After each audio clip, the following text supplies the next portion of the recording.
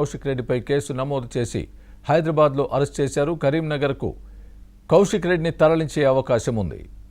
ఇదే అంశానికి సంబంధించి పూర్తి అప్డేట్ మా క్రైమ్ కరెస్పాండెంట్ ప్రవీణ్ చెప్తారు. ప్రవీణ్, చెప్పండి, పాడి కౌశిక్ రెడ్డిని అరెస్ట్ చేసి ఎక్కడికి తీసుకెళ్తున్నారు? దీనికి సంబంధించి మీ దగ్గర ఉన్న తాజా అప్డేట్ ఏంటి? బీఆర్ఎస్ ఎమ్మెల్యే పాడి కౌశిక్ రెడ్డిని కొద్ది నిమిషాల క్రితమే జూబ్లీహిల్స్ లో అరెస్ట్ చేయడం జరిగింది. జూబ్లీహిల్స్ నుంచి నేరుగా కరీంనగర్ కూడా పాడి కౌశిక్ రెడ్డిని కూడా తరలిస్తున్నటువంటి పరిస్థితి. జూబ్లీహిల్స్ ప్రాంతంలో ఉన్నటువంటి ఒక టీవీ డిబేట్ కు వచ్చినటువంటి కౌశిక్ రెడ్డి డిబేట్ అనంతరం ఆ టీవీ ఛానల్ నుంచి బయటికి రాగానే కరీంనగర్ పోలీసులు అతన్ని అదుపులోకి తీసుకొని కరీంనగర్ కూడా తరలిస్తున్నారు.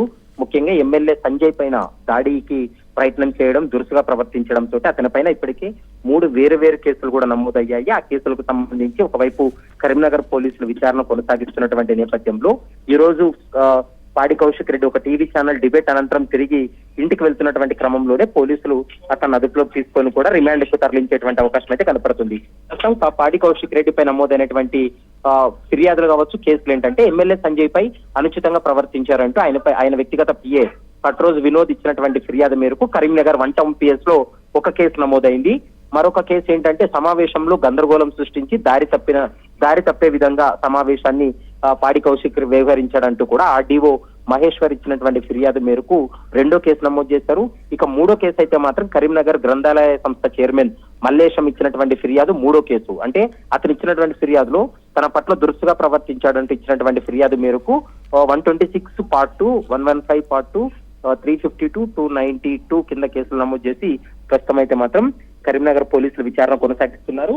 ఈ రోజు రాత్రికి కరీంనగర్ చేరుకున్న తర్వాత మిడ్ నైటే మెజిస్ట్రేట్ ముందు హాజరుపరిచి పాడి కౌశిక్ రెడ్డిని కూడా జ్యుడిషియల్ రిమాండ్ తరలించేటువంటి అవకాశం అయితే స్పష్టంగా కనపడుతుంది. Swami, right, thanks for the update Praveen.